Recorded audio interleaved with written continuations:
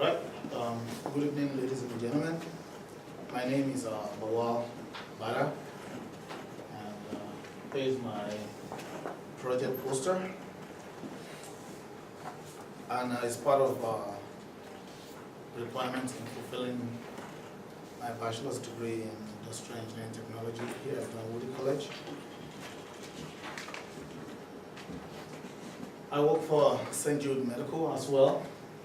So St. Jude Medical is a medical device manufacturing company, and I work at the plant that's located in Plymouth. Company is founded in 1976, and it's a local company headquartered in St. Paul, Minnesota. We have a couple of our plants around the cities, and with approximately 18,000 employees globally. So our product platform include product that's used to treat heart failures, heart rhythm disorder, some vascular diseases, as well as structural heart diseases. So I work for the company as senior quality technician, and I support a product called ABP2. It's ABP2 means Amplaster Vascular Plug 2, second generation, and this product is used for pleural vasculature, means it's used to seal any kind of vein or arteries. So if you want to have a feel for the device, I have a couple of devices here that I would like to share with this group. So I'm going to bring that close to you. So feel free to play with it. It's strong, and I have two parts around the tables. So that's AVP2. So AVP2 is used for different functions. It's used for artery repairs. It's also used for stroke prevention. It's used for cancer therapy and for vein occlusion. Means it's used to, let's say you have a vein where blood is flowing to where it's not needed.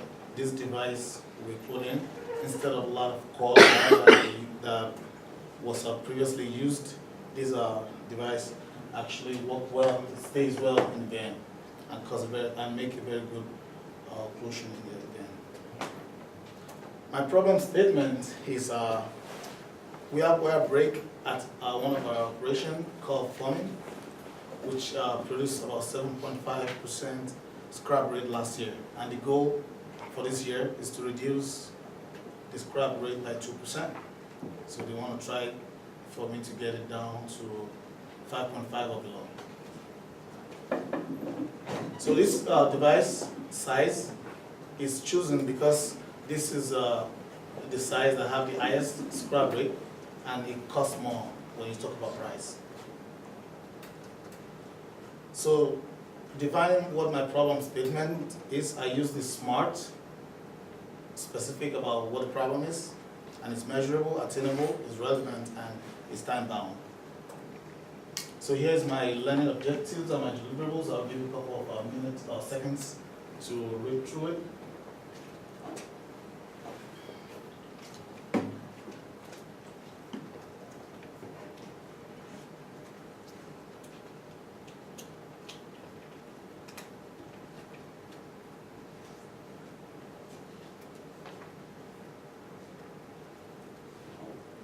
Right?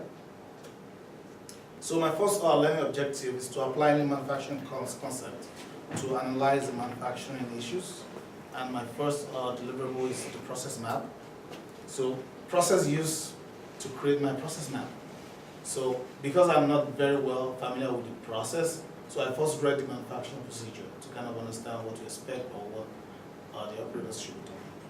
So during that, I observe the operator doing the process. So by observing, I start to list what the beginning steps are, breakpoints, and what is needed. And after my observation, I create a flow map of the process or how it's being done on the line. I ask a lot of questions from operator on what they do, why they do it, and how they're doing it if it's not clear to me. And I also spoke to SMEs a subject matter expert, which is the manufacturing engineer for the process.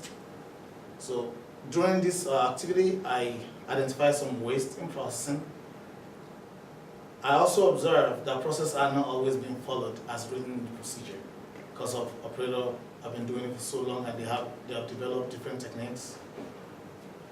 Also, I also noticed or learned a lot of tooling introduced by operator into the line that's not called out by the NP. So here's my completed process map. So during completion of my process map, I used the star bus to document what waste I found out in the process. An example is like found out operator are using a sharp tweezer that may potentially cause problems that were not called out by the NP, or operator performing extra steps that is not required. So my obstacles, so I try to manage my time, but at the beginning of this process, we have a FDA audit going on, so I had to wait for 2 weeks. 1 week just giving operations time to clean up and straighten things, and the second week is during the audit. Also, another obstacle is the operator doesn't like to be observed. I found out staying behind the operator and stay at home, they get nervous and they start making mistakes and they start asking questions. So I found out that I need to talk to them, let them know my intentions and what this project is all about. Also, another obstacle is operators are using different techniques. Because the batch size is 15, they like to prep and just prep all 15 and then do. For me to understand what goes on in the process to build one part, they have to do one at a time. So I have to constantly remind operators on doing one at a time so I can be able to capture what I need to capture. So the result of this deliverable is I was able to identify waste in the process and activities that leads to scrap in the process. My second learning objective is to use basic quality concept to diagnose and analyze quality issues. And my deliverable here is a scrap data analysis.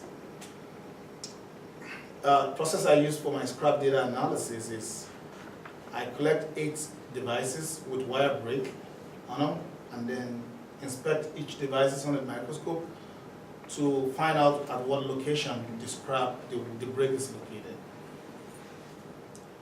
I record the data in 2 forms. I have a map of the device and I have an Excel spreadsheet to keep track to keep my the data or my findings. So what I learned from this activity is I learned the current state where the majority of my scrap is located. I learned the difference between technique interaction that leads to scrap or tooling used that leads to scrap in the process. So here's one of where I keep this is the map of a device. So just looking at the map, so this device have 3 layers and each layer have 144 wires. So the color, the star colors, the blue represent the outer layer of the device, which is the outermost layer wires. The red is the inner layer and the green is the middle layer. Just from looking at this, I can tell that majority of my scrap is at the insertion point. If you're wondering what insertion point is, looking at the device, there will be like a dimple on it. That's where the coil goes in to form the dome. And here is my analysis. Through this analysis, you can see at the insertion point, I have 58% of my scrap is located at the insertion point, and 33% of those, actually 72% of those, is located on the outermost layer of the device.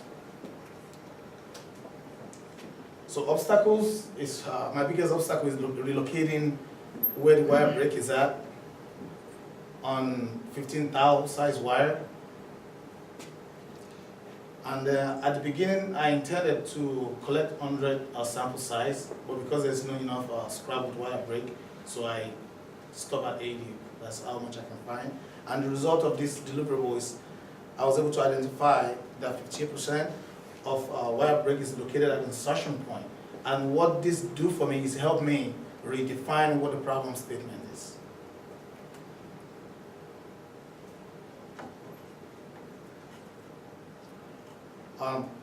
My third learning objective is to utilize quality concept to diagnose and analyze an issue.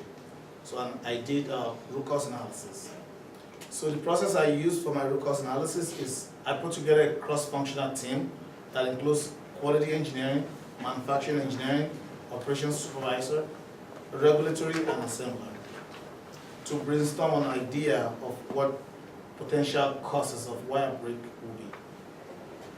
So during the brainstorming, we use sticky notes to collect ideas. So going around the group collecting ideas. During this exercise, we do not throw out any idea. We just collect as much ideas as we can have. Then we start the elimination process. So during the elimination process, it's 2 stages. We first arrange these ideas under each category in the fishbone, and then going through each category, eliminating ideas that do not have correlation to break at the insertion point. So then when we take out so much that doesn't have correlation, then we are left with a couple that we did more investigation on. So through the investigation, we are able to identify that the root cause of wire break potentially is caused by the coil. I have a coil here that I would like to show this group. Here is a coil that goes in, that forms the mold of the device. So it's the one that forms the middle or section of the device. So what I learned that there are more causes of wire break than just the coil, and also identify other potential causes for further continuous improvements. So here is my fishbone diagram with all the ideas under each categories. Some obstacles. My first obstacle is getting the group together with the busy schedule, trying to get engineering, operations, regulatory, all in this in the room. It's pretty challenging. I have to go personally talk to each person just to make this work. Also, another obstacle is group agreeing on category. I mean, engineering are very smart, regulatory are very smart people. They have different ideas to what the problem is or where they should be. Example, coil. Someone said coil should be on the method. An engineer said no, it's a tool. So just going through that and coming up, getting them to agree, it's a little tough. And plus I'm trying to get someone that is a process expert to tell him this is the problem. It's a little tough. I have to prove a lot. So engineers have a lot of questions. They will ask me a question that I didn't know anything about. I have to go find out. So they're very smart people. So also getting the team to focus on the problem, it's tough because they want to wander around, they want to talk about things that doesn't, but just trying to get them focusing. This project is only focusing on insertion points. So the result is able to identify that the cause of wire is a coil. Then after this identification, we did more investigation to actually do turn on and turn off to prove that this is the real cause and not something else. And then we learned that because the coil goes through so much heat cycle, it does collapse. So when it collapses, trying to insert the coil in the mold causes a lot of friction. And the friction is what rubs the wire. So during each cycle, it's fractured. So on trying to disassemble the product, then that's when it breaks.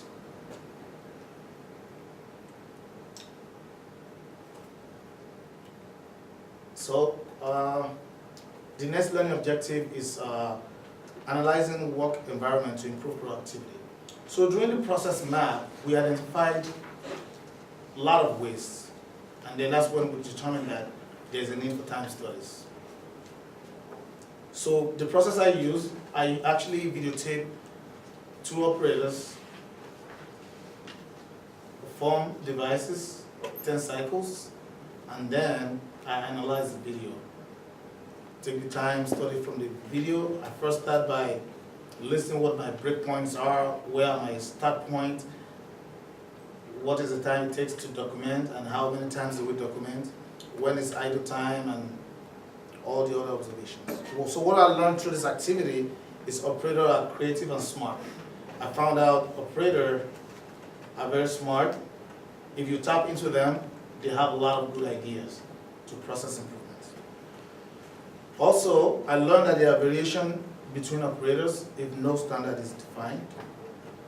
And also I found that the operators have one best method.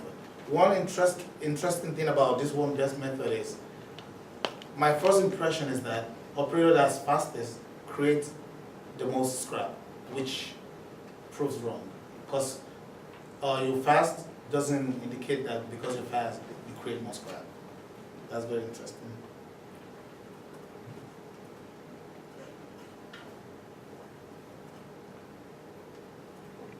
Here's my time studies, and the first, the upper in gray is forming the device. In the middle here is the baking time, number 8 line, and then the yellow part is the assembling part. So through the activity, obstacles are operator performing tasks in different order, make it hard for me to determine start and end point, break points. So I had to constantly remind my operators again that this is what I'm trying to do one at a time. I just want to capture. Also, there's a lot of question about, oh, you're going to go and tell me next week that my number increased.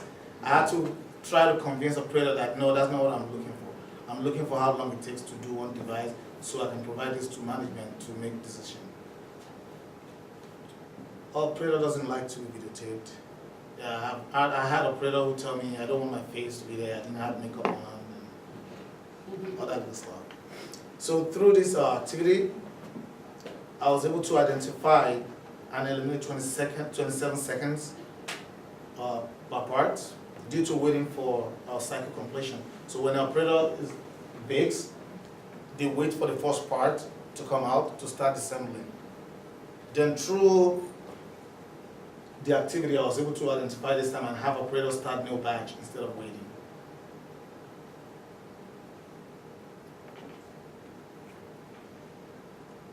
So my fifth learning objective is to apply lean manufacturing concept to implement a solution. So, and this is I propose a PM schedule to the identified coil. So the process I used, so just at the get-go, after identifying the coil as being the root cause of wire break at insertion point, I didn't know where to start. There's no PM schedule in place. I don't know how long it takes for the coil to compact to start creating scrap. So I spoke to one of my instructor here, who is a lean expert, Mike White, about an idea of implementing preventive maintenance schedule. So he gave me a lot of idea of what to look for in implementing, how to determine when a tool is bad. So then, my first proposal is to buy coil. This is one of the coil I bought. I bought coil, and the idea for buying the 5 coil is to bake them 10 cycle, measure the distance between the pitch, bake it again, measure the pitch to see the depreciation between the cycle times. So I did 100 cycle on 5 coils. So what I found out from that first proposal is some coil compact while some actually expands. It's surprising. So I throw that out because it's not a good way to measure measure PM time, because the precision is not linear. So then, because the coil have print and it have a defined specification, I propose a PM fixture to measure go, no go. No one, though I took a bad device that's out of specification and we use it, it's actually good. But specification wise, it's out of spec. So from the print, I designed go-no-go fixture for the PM. I designed one that's meant for 14. Then after trying that out and I like it, I decided to go to version 2 that can be used for multiple sizes instead of having 15, 20 different fixtures that we can build in one. So to create my time interval, because I didn't know when the coils would go bad, so I create a PM form that I'll be doing weekly PM. Operators will be doing it. That's another advantage. Because it's go, no go, it's a very simple PM. I'm not going to have engineering do PM on that. I'll have operators do it. So they keep the data. Then it's a 6-month data will be evaluated. So during the evaluation, we'll determine if there's a need for adjustment in the time interval or the method. So what I learned through this activity, I learned the method of implementing a PM. And also discover other tools within manufacturing that may benefit from PM schedule. So here's my first fixture, and the second one which we use for multiple sizes.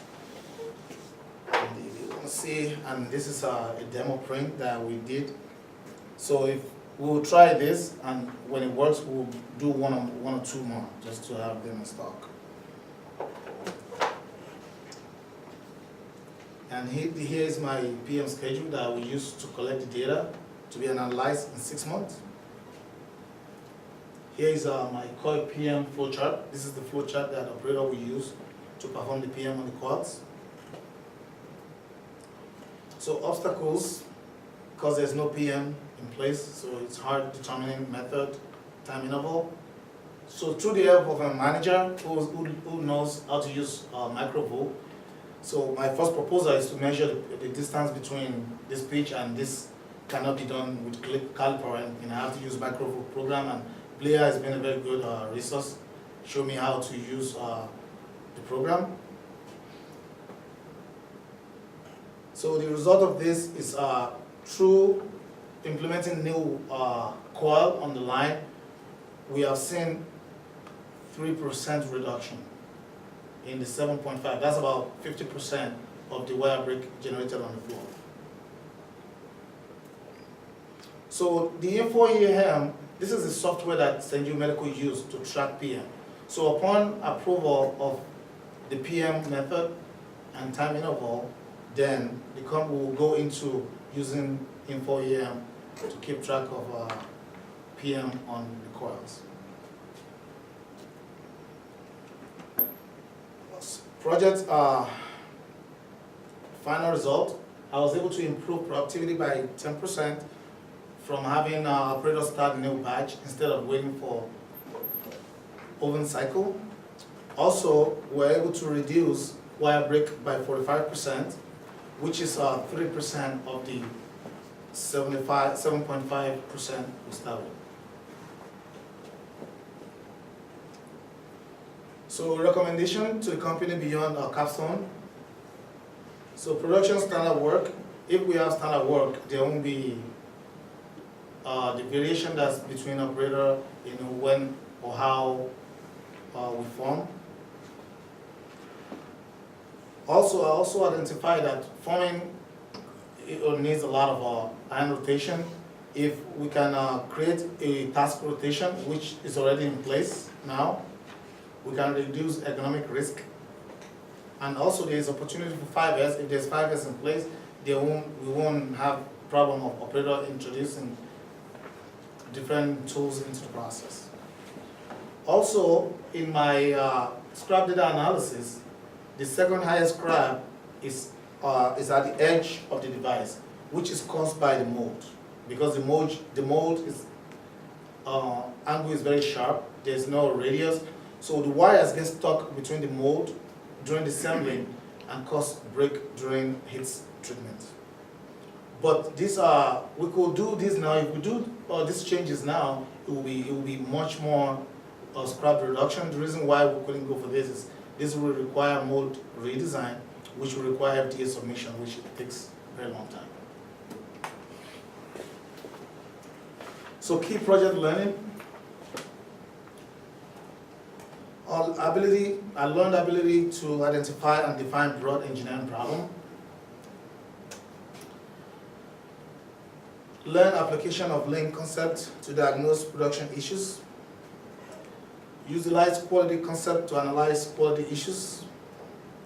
Ability to conduct tests and measurement and interpret the result. Learn how to design tools, system, or process to eliminate engineering technology problem. And any question for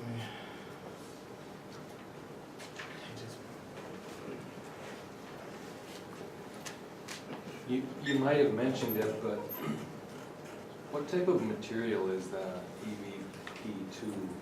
Yes. Can you mention that? Or? Yes. Okay. The device is, the wire that's used is made of, is a nitinol wire.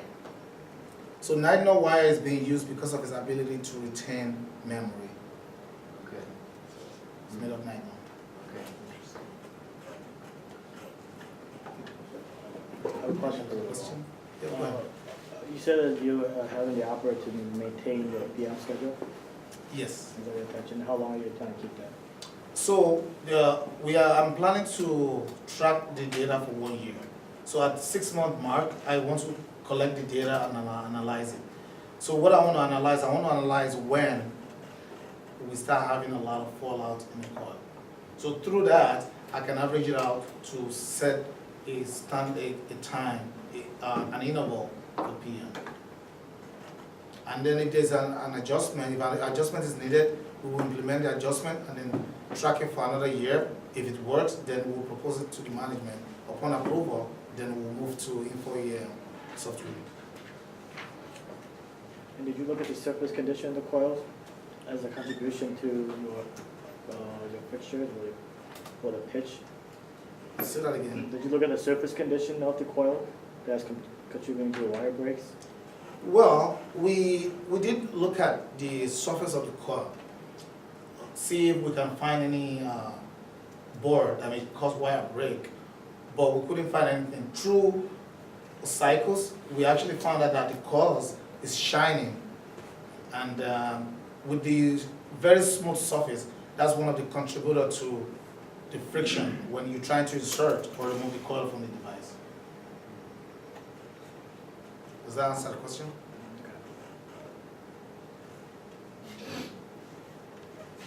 Any other question?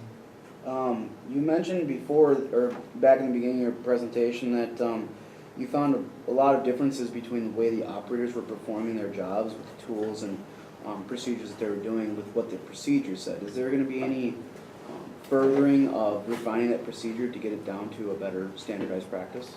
Yes. I've actually spoken to operator on who have the best method, and then operator have been trained. But to further put that in writing, that's why I proposed the standard work, which will be implemented outside of this Capstone project, or outside of this project. Another question? Another question, I just say, great job. Good job. Good job, Lawal.